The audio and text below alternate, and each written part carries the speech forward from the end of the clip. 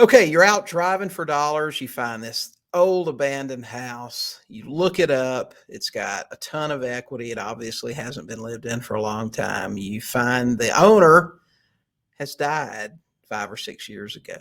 Okay, there's one son that the neighbor tells you about that's a drunk and whatever. And he moved out of the house. They evicted him, and you have to find him. You search all over. There's a problem. You can't find him, but there's this deal sitting there, and you can't do anything with it. Well, what do you do? Well, that's when you have to call in the super stalkers, the PIs that find all this stuff and help you out. So we're going to talk about how to find hard to find sellers today on the Sub2Deals Show.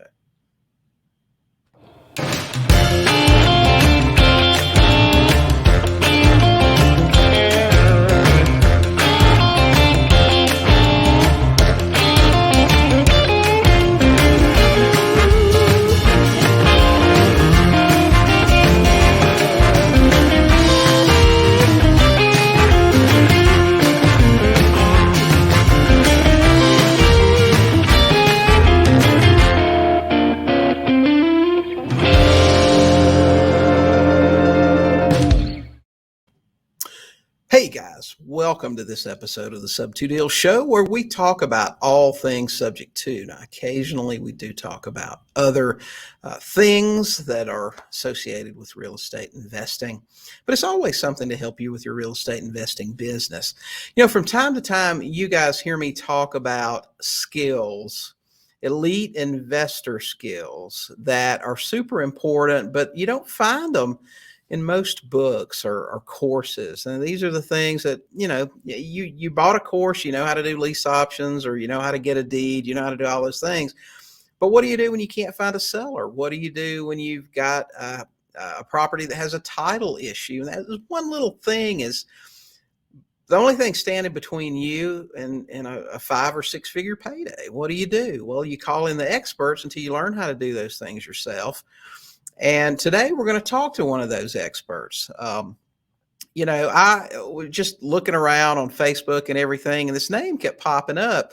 And it was that, hey, listen, if you got a hard to find seller or you've got a title issue, you really need to call this girl, and she's an expert. So I sent her a message and said, hey, would you be on the show? And she said, yeah, I'd love to. So we've got her here today. So we've got Stephanie Shepard here today. She describes herself. Hey, Stephanie. She described herself when in her intro she sent me as a wholesaling ninja by day and a super stalker by night, where she tries on people. And I thought, man, that's great. So Stephanie, welcome to the Sub2Deals Show. Thank you. I'm happy to be here. Yeah. Well, we're glad to have you. You know, you do some things that it's like I said, when you're a new investor, you just don't know. You get out there, you start doing deals, you talk to sellers, you look at houses, and you find out there are all these other little skills that you really, really need. And you specialize in that sort of thing. So tell us a little bit about you, how you got started doing this stuff, and why you're a super stalker ninja. Yeah. So my name's Stephanie Shepard. I live out here in California in like the Sacramento area. And I've been wholesaling for a few years now, myself. And I really got started in real estate back in 2013. So my husband and he bought his first house in 2008, and he sold it in 2013. Or 12 or something. I can't remember. Anyway, he made a profit, and we used those funds to buy into like a real estate, like Rich Dad Education. So we bought 7 classes. It came with a 3-day mentorship. And I just went to like a seminar, and I heard about wholesaling. I was like, this sounds amazing. Like, sounds so fun. And of course, it sounds super easy going into those things. And we got an opportunity to move to Texas immediately afterwards, and I had to quit my job. I was a claims adjuster, auto claims adjuster. And I loved my job. Like, that was one of the things that Sunday night came, and I like couldn't wait to wake up Monday morning to go to work. And not a lot of people can say that, one, and then two, even about being a claims adjuster, because they get such a bad name, I feel like. But I just really I loved helping people, even in like a time of somewhat crisis, like they just got into a car accident, and they needed help getting a rental or like fixing their car. And the fun part for me was determining liability. So it was like the investigating and like putting the pieces of the car together and seeing who was at fault. And so that's what really kind of sparked my interest in like investigations. I wanted to be part of their special investigation unit, but I never got the chance because we had to move. Well, it was a blessing in disguise, because I pretty much was like, you know what? We just bought this 7-course package. Like, we have this mentorship opportunity. I don't have a job. Like, I have to quit. So I'm just going to like jump in the pool and just like go into this thing. And I met my mentor, Mary Jo, and she basically became a second mom to me, because I didn't know anybody in Texas. And she was instrumental in teaching me a lot of the things that I know, across all boards. I mean, wholesaling for one, but searching for people and just different things. So I started wholesaling a little bit in Texas, and then I started working excess proceeds in Texas as well, which is kind of like a branch strategy off of the Texas tax sales, or like a foreclosure sale. And Texas tax sales were huge out there because they're every first Tuesday of the month. So there's always leads, right? So I would go to these tax sales and I would bid on these properties for other investors. And then I would work the excess proceeds on the back end. So it was a lot of fun. Like, I really got to kind of learn both sides of it. Well, a lot of these excess proceeds, and the tax sales stuff was a lot of prospects or sellers that had either passed away, or they were heir situations. We needed to find them. So I really kind of started learning my craft at that point. That was in 2014. So I had a lot of fun doing that. I mean, had a lot of crazy stories, but that really fueled my desire to learn more about, like, okay, I can skip trace somebody all day. Sure. But like, how can I really get the most like the max amount of information back to me with minimal, or like not as much effort. Right. So I started doing just different types of searches, and having access to public records is huge. So depending on your state, like Florida is the freaking cream of the crop. You can find anything online. So like in terms of their public, like court data and stuff. Texas is definitely getting up there as well. So I really like that. But basically, I was out there for a few years, and then we had our son and our first child, and I don't have any family out there. So I was like, we got to do whatever we can, like, to go home. Like, I miss my family. I have a twin sister, really close. And we knew we wanted to have another child. So come back out here. And that's when I started working for a wholesaler, and I was their first hire. So I was their leads manager. I did a little bit of acquisitions. I helped with dispositions, and then they started hiring out those positions as well. And I just, as much as I loved my experience there, I didn't feel valued, because I felt like I was contributing a lot to ideas and different things. And so it kind of fueled my desire to have more growth, personal growth. And that's kind of when I went off on my own in wholesaling. So I do my own deals. I help a really good friend of mine who's in a sister market close to me, and I help him disposition his deals, and I help him with acquisitions too. And I've been really fortunate to meet a lot of like cool players in the game, like Dave Day and like Carl Spielgovel, and a lot of cool people that I've helped in this community. I love this investing community. It's just so fun, and it's a small world, and we all get to help each other. So that's what I really love the most, is helping people. Yeah. Okay. Great. So you wholesale in California? Mm-hmm. Yeah, And you in my really market. get deals in California? Gosh, Oh, yeah. that's what I hear. That's what every investor that I meet tells me. Oh, you can't do I anything. know. California's too expensive. It's too high priced. I mean, we've got a student right now who lives in California, but invests in Alabama because it's just so much less expensive, and it's easier to get deals. Yeah. Yeah. In terms of like buying and holding, you'd be stupid to buy out here in California, Right. Especially like single family. Like, the numbers just don't make sense. Right. Even multifamily, you got to be too careful with that. Right. The rents are really good. It's just like the purchase prices are crazy. But wholesaling is very much alive, and flipping very much alive out here in California. And I know a lot of investors that even still buy out here to buy and hold.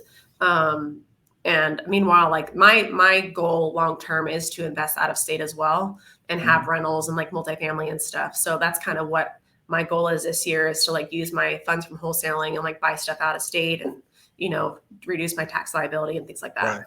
I got you. Okay. All right. So let's get to the topic, because I personally love deals that are outside of the plain vanilla thing, partial interest stuff, all of those things, for a couple of reasons. One, they're interesting because I tend to get bored. And after the negotiation's done, I'm kind of bored at that point. Yeah. But these deals, they're a lot of fun. The second reason is because even though there may be 1,000 investors in your market, 975 of them don't have the skills needed to put all that stuff together. So immediately they're out of the way. So if I'm new, if I'm just getting started, and let's say I run into a deal, let's use the example that I gave in the opening that we ran into a couple of months ago. Where we're driving for dollars. We find this house. It's obvious that it hasn't been occupied in quite some time. We knock on the door, next door neighbor. First source of information for me. What can you tell me about this house? Well, the woman that lived there forever. She died. Her son moved in. He didn't do anything to the house. He, stayed drunk, stayed in trouble. Police were there all the time. Eventually, somebody evicted him. We don't really know what happened, but he's been gone for a couple of years. We're looking around for this guy. But let's say that we find something like that. He's lived all over the country now. What's your first step? How do we get needed when here's a property, the seller's dead, still on title? Where do you get started with something like that? Yeah, so I think it's definitely important to listen to the details. So like obviously the neighbors are so important. They know everything, right? And if they ever mention police or people being arrested, code enforcement. I mean, I automatically think code enforcement's involved if a property's been vacant for a long time, because a lot of code enforcement their rules is like, if you have a house that's vacant, you either need to register it as vacant, like tell us why it's vacant, have a contact card in the window. Like there's different things. Each county and city is different. But I would say like, okay, let's check online. Let's check your public records online, and let's see like what kind of access you have. Let's call code enforcement. Let's see if there's an open case on it. Let's see who's a code enforcement officer assigned, and let's talk to them. And then let's see if we can, check the arrest records. Let's see if he's still in jail or from a county level and then state level. And let's check those things, because those are usually public record. You can just search by name. And if you know like the date of birth, cool. But usually it's like last name, first name. So I would definitely check those things. It can at least kind of tell you where their whereabouts are. Code enforcement's huge. Like a lot of people overlook that. And I love my code enforcement officers. Like some are, obviously it's a personality thing. They're not supposed to share information with you. And if they're not comfortable, they're not going to. But for the most part, like if you kind of share with them, like, hey, like I want the problem properties. Like you're going to get complaints all day long about, Joey's house over here who just has too much crap in the front yard or whatever. Right. But like a property that's substandard, maybe had some fire damage, maybe there's squatters. Like I want those, right? Because like why isn't the owner doing anything about it? So definitely paying attention to the details and like realizing what resources you have available immediately to check out. So like code enforcement, law enforcement, definitely just even looking up your court data and seeing like civil and criminal cases, search their names there and seeing if they have any filings there. Because sometimes like a mom might have maybe the original owner, the mom that passed away, had a filing, a year before her death. Maybe she was in foreclosure and like the bank had all these people that they were serving on her behalf. You're going to get names and addresses. You can start there.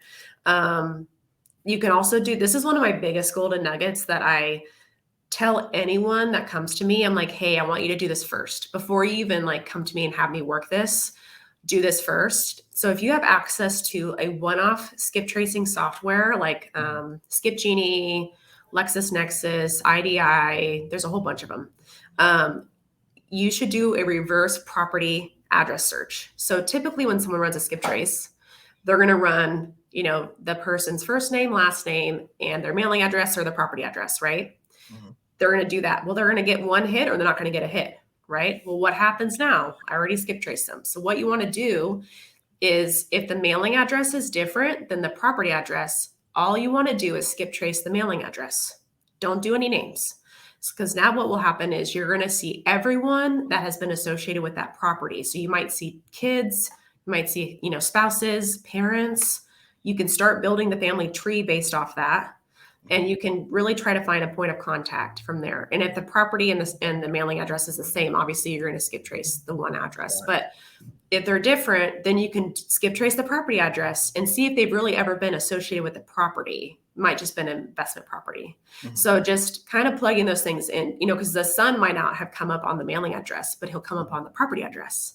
Right. So running those two skip traces. And a lot of times, like you might pay $1 or something for a one-off skip trace. Mm-hmm. But if you do a reverse search, you're going to get multiple skip traces for the same cost. So you get bang for your buck. So I always tell everyone to do that because that'll give them a lot of information in terms of like people's names and ages. And then you pay attention to the addresses after that.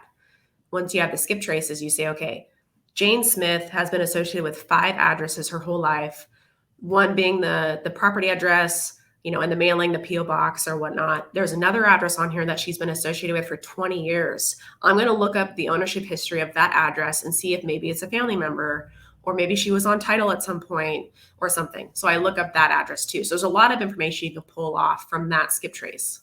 Right. Now here's a question. When you're searching, especially for these cousins and nephews, mm-hmm. and when you're working your way down the family tree, and you call and you're asking for your target, Joe Smith, a lot of times they don't want to tell you anything. What have you mm-hmm. found to be the most effective way to get them to communicate? Tell you something? Yeah. I think that my friend McLean, he kind of says it perfectly. It's kind of like the lost puppy stage. Like, can you help me? Mm-hmm. Like, hey, I don't know if I have the right number. I was hoping, you could help me. I'm looking for, John Smith associated with this property address. I'm just really trying to get a hold of him regarding the estate. It's just like I really try to keep it minimal, and mm-hmm. I come from like a really lighthearted on the phone, like, mm-hmm. hey, like, I don't know if you can help me. I'm really hoping you can. I'm just trying to get a hold of John Smith. It's regards to this property. If you can have them give me a call, even if you can pass along my information, if they're hesitant, just mm-hmm. be like, hey, I totally get it. Like, could you do me a favor? Could you pass along my information and see if you can give me a call? No pressure either way. Like I really try to relieve the pressure. Hey, no pressure either way. I just thought I'd offer. But then I'll follow up with like a card. I'll actually handwrite a card and I'll put it in an envelope with the sticker on the back and like, cause they're going to open it. Mm-hmm. And I just say like, I'll even address it to the person and just try to be compassion, coming from a place of compassion. Like, hey, I know timing is different for everybody, but, and it might not be the right time, but in some cases, time is of the essence and I'd love to help you, kind of thing. So just coming from that place will get you a lot farther than just being aggressive on the phone. Mm-hmm. But it's definitely like you got a mirror and there's a whole bunch to it, but just, I feel like I get through to more people coming from that angle. If the contact is local, do you think it's better to pick up the phone or go knock on the door? I've done both. I always try to call because it is the fastest way to get a hold of somebody. If maybe they're not answering or maybe I didn't have the greatest conversation with them and it was short or abrupt and they hung up on me, I will mail a card or go over there. I'm not afraid to door knock. And people will usually open the door because like I'll knock and I'll step back and, especially because of COVID stuff, like I try to be careful of that, but, just coming off as non-aggressive, like, in your own way, helps. Mm-hmm. Gotcha. Okay. I know you mentioned a couple of skip tracing tools. What tools do you think are just must have in our business to find these people? Definitely a one-off skip trace software. I mean, I have seen the results of Skip Genie, IDI, LexisNexis. I would say their data is pretty good. Um, for like my bulk skip tracing, I use Skip Matrix because they give you a lot of data points. That's like they'll give you obviously like information for the person, but they'll give you relatives and associates, like Mhm. 5, 10 numbers for each. So it's really helpful to have all that stuff. They'll tell you if they're deceased. A lot of cool information. Um, I think too, like if you're finding that you're stumbling upon a lot of these where like maybe they've passed away and you have to find next of kin, ancestry is huge. I use ancestry every day to verify like relationships and look at like census records because if you think like a lot of sellers that have passed away and they're like in this state basically they were born between the 20 maybe 30s to 40s. And so if you can at least put together like siblings of them and their parents, you can see marriage records, you can see a whole bunch of stuff on there. You could even see their sometimes death certificates and birth certificates. I mean, and then for their kids, there's a whole bunch of stuff. So it's been really helpful for me to solidify like my heirs and go after them. Because once I'm like, okay, you know, Jane had John, her son, like I know exactly. Sometimes Ancestry will give you address too. I Mhm. mean, it's pretty dated, but they'll give you Right. something. And then you can skip trace that address, right? And so you're like, okay, I know who I'm targeting.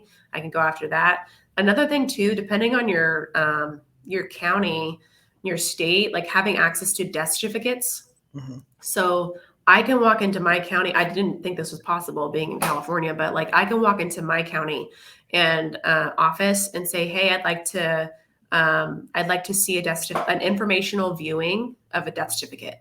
And they take my ID and they write it down. They put it on this form. Like I have to fill out the decedent's last name, first name, if I know their date of birth or date of death. And then they basically like find the death certificate for me, swivel their monitor around, and then they're like, you can take notes of anything on here besides the social. You Mhm. can't take a picture. So then I can get next of kin. I can get a lot of cool information. Mhm.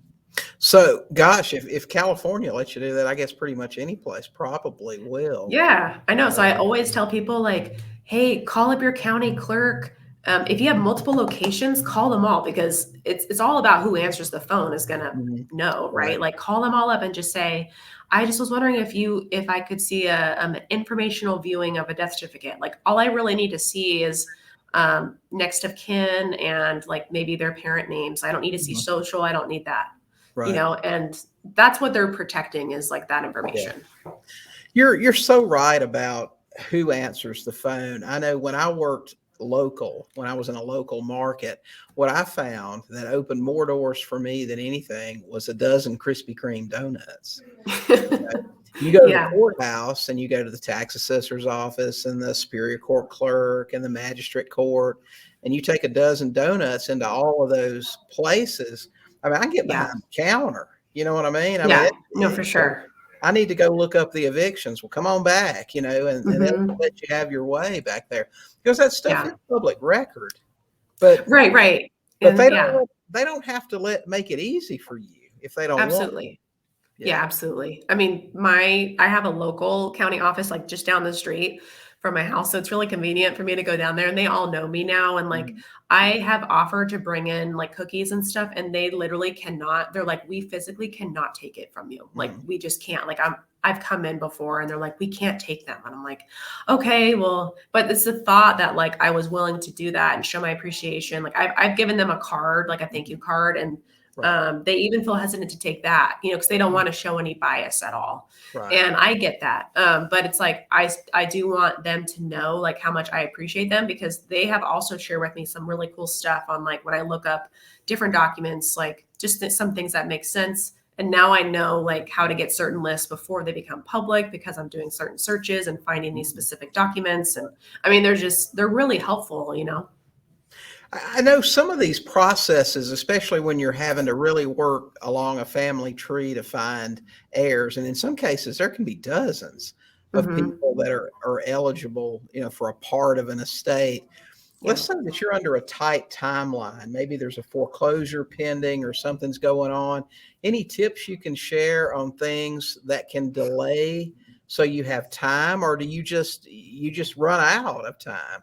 Are there I things you can? mean, I think communication is key. I have had to stall a foreclosure sale the morning of the sale, and all the bank really required was they wanted an estimated seller's net sheet just to show that they were going to be paid back in full.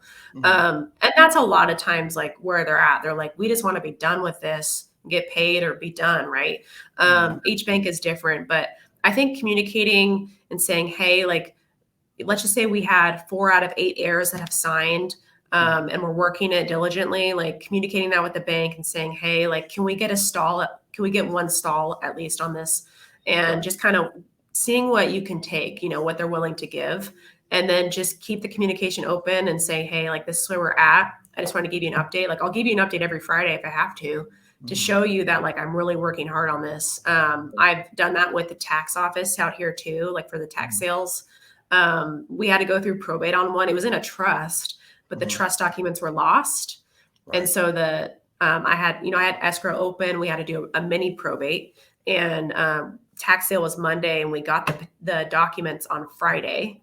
Mhm. That one was kind of funny because we were going to buy it, and the attorney forgot to put the escrow number in his email, and so then the county, the manager at the time, she took it like it wasn't serious, even though we did the mini probate, and so they auctioned it off anyways, and it overbid, and it sold for way more. The investor didn't realize there was a $90,000 code enforcement lien on it. Mhm. And so the seller made $108,000 excess proceeds on it, which he was only going to get, like, I think it was 50,000 from us. Mhm. So he made 108,000. And then you have to wait the 2 years out here Mhm. in California to claim it. But I'm like, this was meant, we lost the house, sure, but like, it's one of those things. It's meant to be, like, God said you needed this more. And it's Right. just, like I was like, let me help you do this. I know how to do this. I won't charge you, because people out here in California, they can charge as much as they want as a contingency Mhm. fee to help Right. someone claim their excess proceeds. So I was like, these people are going to charge you who knows how much, right? And within 2 hours after the sale, he got 35 calls. He had people door knocking him every day. And I'm like, it's literally one form we have to fill out and submit. And that's all we did. I met him at a coffee Right. shop. We filled it out. I submitted it. And I'm like, we just have to wait, Right. And so it's like, it's really special when you can connect with somebody and like offer, Mhm. like, add value to their life. So Right. that was kind of a cool one. That is unbelievable. I know a lot of states have a max percentage that you can Mhm. charge to help Yeah. somebody claim. And California, with a law for everything, doesn't have a limit on what you can collect. I don't think so. Yeah. If they do, it's really high. I think it's like 50% Right. plus. I know a lot of attorneys that work that side of the business. Mhm. I know a big company out of Modesto that does it, and Mhm. they're big fish, and they Yeah. do nationwide stuff. Right.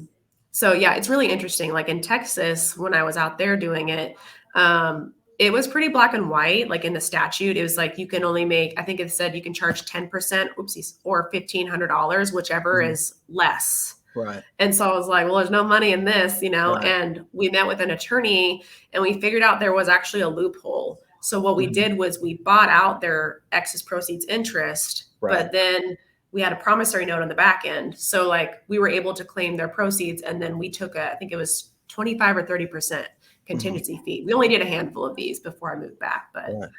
yeah, it was cool.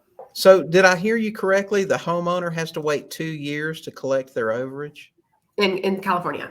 2 years. Because Wow. there's a 1 year claim period. So they wait Mhm. for anyone to submit a claim in 1 year. And then the Right. second year is a review period. Oh, wow. So Okay. yeah. So what that does is that allows the county to use their money Yeah, for 2 totally. years. Yeah. Totally. Yeah. Okay. All right. Gotcha. I used to know an investor who was really big in the overage claims, and he was so big, I guess he made the county mad, so they sued him to run him out of business because he claimed so much money. Oh Because, my the gosh. county gets to keep that money Right. It's if their it's not fun money. claimed. Right. Exactly. Mhm. So their bar is very low with how hard they have to try to contact the homeowner. If, as I Absolutely. recall, it's one Letter, letter to the house address that's that, sold. that they Yeah. obviously don't live in Right. anymore. So Yep. yeah, it's the bar's pretty low. All right, Yeah. great information, Stephanie. Listen, we need to take a quick break Okay. and play a commercial, try to pay the Awesome. bills. So we'll be right back, guys.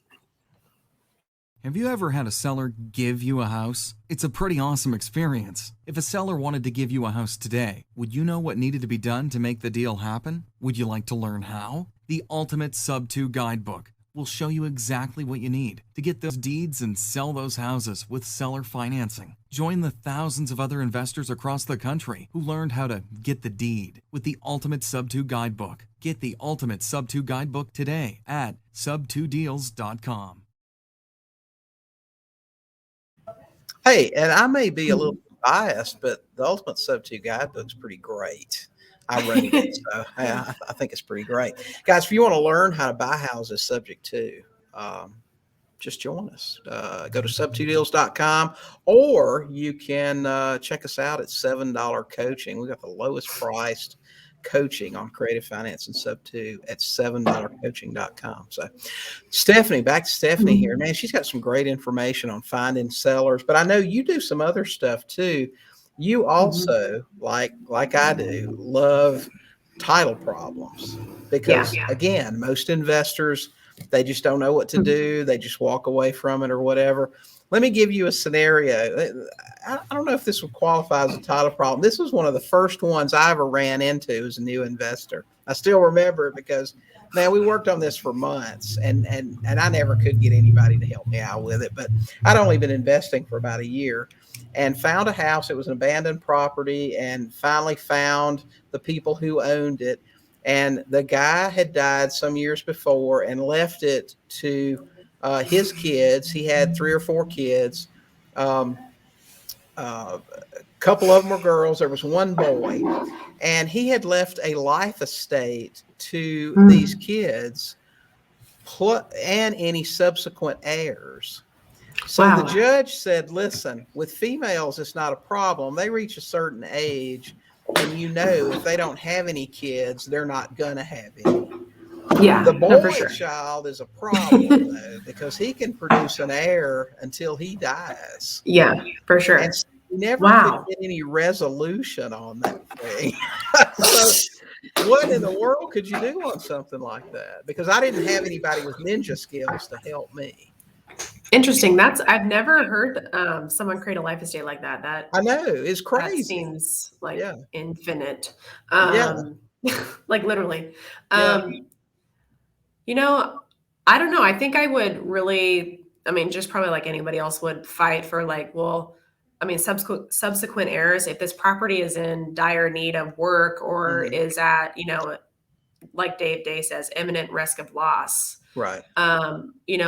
The estate needs to be preserved for those future heirs. So, my recommendation would be maybe let's set up a trust and let's sell the property. Let's put the money in the trust, and then that can sit there and the family can deal with it. Right. If that's how it's set up. But it's like right now, there will be nothing for the family or the subsequent heirs if the property just sits there and rots, Yeah.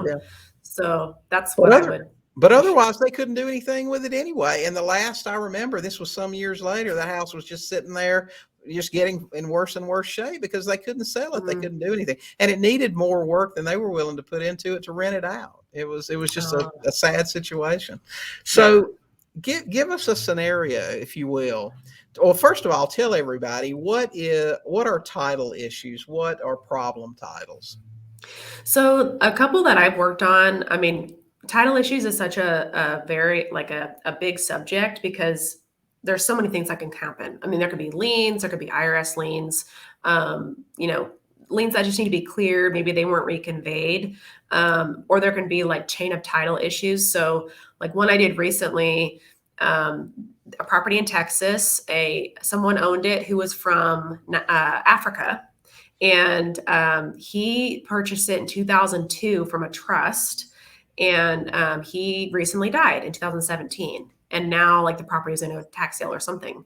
So escrow was said, hey, or title, this is why I was brought in on the deal, said, we're not going to insure this. We can't insure this transaction. So a friend of mine who I've done research for in the past, he came to me and said, hey, can you help me with this? Because on the preliminary title report, it was such an interesting trust. Like it was split into two and there was all these different beneficiaries and it had all their names on this preliminary title report. So I'm like, perfect. So I run the skip traces on everybody, and the main beneficiary, I call her, and she actually lives out here in Modesto, which is like an hour and a half from me.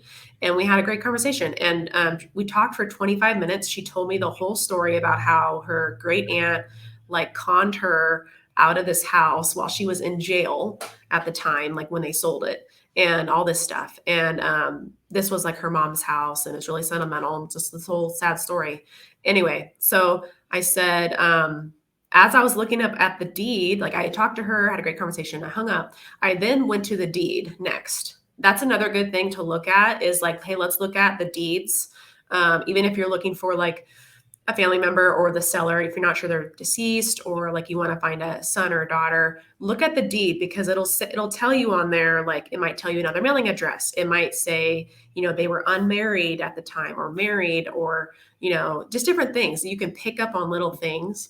So I went to that, and at the very bottom, it had a stamp and it said Stewart Title, and it had an escrow number. And I'm like, well, shoot, if it went through Stewart Title, there's probably title insurance, right? So then I call Stewart Title and I have to go to their corporate office, and then they directed me to like submit them the deed and like some other things like, hey, this is why we're here. This is why I'm calling you. So then they confirmed that they did have a title insurance policy. So I'm like, cool, can we get a copy of the title insurance policy? Because that's really should solve this problem. Mm-hmm. And then they give me the title insurance policy. And then the current escrow company has to call them to confirm that they will warranty the title insurance policy. And they said they would. So I cleared it. So it's literally just, that was a more easy one, but it's just because I should have looked at the deed first, but I still kind of got background on the whole thing. But like right now I'm working on a IRS lien for the same investor. This is my first jab at an IRS lien. So I've learned a lot. I've actually finally got a hold of an IRS agent through a contact of mine who like is helping a business go through a payroll tax, like they're paying off their debt. Mm-hmm. And so they actually have an assigned IRS agent to their case. I was like, can you please connect me with him? Because I cannot get through to anybody. No one will listen because I'm not the taxpayer, all this stuff. And I got through to him and I had a very general conversation. I just said, this is the problem. There's 3 heirs. They're siblings. They don't get along with one of them, who's the problem heir. And she's the one that has the lien on the house. The purchase price is $71,000 and the lien is for $60,000. But they each have a third, right? Mm-hmm. So I'm like, I know that this debt is only subject to her 1/3, but I want to communicate that with the IRS because right now she's basically saying that, I want to sell, but the IRS won't see a dime before I die. And I'm like, that's not how this works, So, and the other 2 heirs need to sell because they have medical problems and I'm trying to like do right by them. So I'm like, how can this give someone so much power, right, over this deal because they don't want to sign now so that the IRS gets paid debt that they're owed. Mm-hmm. So I had a great conversation with them. They basically said we can fill out this application as the buyer, which is traditionally as a seller, you fill it out. But as the buyer and explain it in a cover letter. He even sent me a checklist, a discharge checklist. Like it was really helpful. So just being like eager to do it the right way and like find out information and trying to combat these issues is the very first thing. Not being afraid to like make calls and learn, is definitely huge. My students have had surprising luck with getting the IRS to release stuff, especially when the seller's not getting any money. So I've watched numerous YouTube videos, and the one thing that stuck out to me was the IRS pretty much will do anything to not be on the front page of the news or like the newspaper, right? So like they gave me an example of this lady who was like 90. She had medical bills and she needed to refinance her house to pay off these medical bills. And the IRS had liened her house. So what they did was they withdrew the lien temporarily, knowing they wouldn't get paid on it yet. so that she could take the cash out and pay off her medical bills. And then they just reattach the lien. So, I mean, they're willing to do things, work with you. And the liens are only good if they renew every 10 years. So, I mean, you pay attention to that too. Right. So, That's a key thing that a lot of investors don't realize. And we've bought many houses with liens on them. I mean, whether Yeah. they're repossessed cars, different types of debt. If you know in your state what the lifetime of a lien is, yeah. and honestly, most of these are never renewed, especially car repos Yeah. and consumer debt, things like that. They just go away. So Yeah. yeah, if you've got a Absolutely. house that you're buying for 50,000 that's got a $40,000 Ford Motor credit lien against it, just ride that thing out. Yeah. And it'll just disappear. And a lot of things too is like paying attention to the details of when the notice of federal tax lien was recorded, where it was recorded. They've made mistakes where the property was in a different county. They recorded in a different county. So it almost like the argument is, hey, you didn't record it in the proper county, so you need to take this off. Like that is basically the argument. And they put that on their website as like how to argue that if that was a mistake they made, they will take it off. It's not that the taxpayer doesn't owe the money, but now they don't have a lien. Right. So, and a key thing that the seller needs to understand is even if the IRS agrees to take that lien off that property, they're still going to owe that money. I mean, it's going to go absolutely. with them wherever they go. Exactly. So yeah, you don't get out of paying the government. They may move some stuff around, but they're not going to forgive that debt. Yeah, absolutely. So, this stuff is great information to have. And I know, like I said, personally, I enjoy doing some of this research, but let's just say that I'm an investor. I've got other stuff going on. I don't want to do all this stuff myself. Is this the kind of thing that lends itself to being something a VA can do, that you can train a VA to do these things for you? Yeah, absolutely. So basically what I did was I created somewhat of like a checklist, a guideline to follow. So like if I have a really hard one, I usually will follow the steps a little bit out of order, but I put it in order for a reason. And that reason is for the VA. So I've trained a couple of VAs for other investors. I've created their checklist, like according to their county that they work. So that literally the VA is just going through the Google Doc, clicking the hyperlinks, checking the address, noting the notes, all that stuff. And so, because they can do a lot of that busy work, like, okay, let's check and make sure the property is still owned by the seller, first off, because numerous times there has been a change of hands. And then you just waste, especially if you like hired someone to go research a seller. Like I've been hired to research 4 or 5 properties. And I was like, okay. And then I look at the first one and it's not even owned by the seller anymore. And it had been like 3 years. And I'm like, I'm just curious, where did you get this lead source? Or where'd you get it from? And he was like, oh, it was Virtual Drive for dollars. I had a VA do last year or something. I'm like, you need to be careful with that. Just saying. I'm like, I'm not going to charge you for these. But I would definitely check and make sure they're owned by the seller first. And if they're not, if they've sold to another investor, make note of that investor, add them to your list. So it's not like a total loss, Right. And then, keep going down. Do they owe back taxes? Like what kind of lead is this? If this is just a driving for dollar lead, cool. But are they delinquent on property taxes? Is it going to go to tax sale depending on your state? Or is it like tax lien sale? There's just a lot of like different points to hit. Now we're going to look up court records. Let's look up civil and criminal cases. Let's see what we can find there. Let's look up voter registration records. Let's look up I'm just like trying to think off the top of my head, just different things. Skip tracing. Let's do the skip tracing. So it's all in there. So just kind of think of like, I tell everybody, like treat every prospect. Like if you were to hire me to research someone, I treat it like it's my own prospect. So I'm like, okay, how would I treat this lead? Okay, I'm going to do this first. And I'm communicating with you like, hey, have you checked this? Hey, this is what I did. I'm just going to drop all this information in here for my reference. Like, don't mind me. And then I make sense of it all at the end. So I'm like, okay, I've looked at everything. Jane is definitely the daughter. I would call her. I found this probate case that was closed, whatever, like probate cases too. Look up probate. There's just a whole bunch of things that you can have a VA check. It's just literally like, go to this website and check this information. Go to this website. They don't really need to think about it. Just get this data, put it in the spreadsheet, and then hand it off to you, William. And then you're like, okay, great. Like it's tax delinquent. it's an estate, the seller's deceased. We need to definitely we need to build the family tree. We need to find out who we need to contact, right? So now it requires a little more thinking. So now you're like, okay, we know now who the heir is. We've tried all these phone numbers. We got to do Facebook. We got to do all these things, So you can definitely have a lot of the busy work done up front from someone who it's more regimented. Right. Okay. All right. So it sounds like what you're saying is you, in addition to doing these things for yourself, you also research complex titles for people.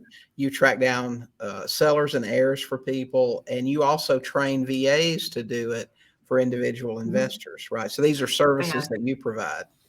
I do. And just to note, I do this part-time because wholesaling is my love, right? I'm a passion. I love it.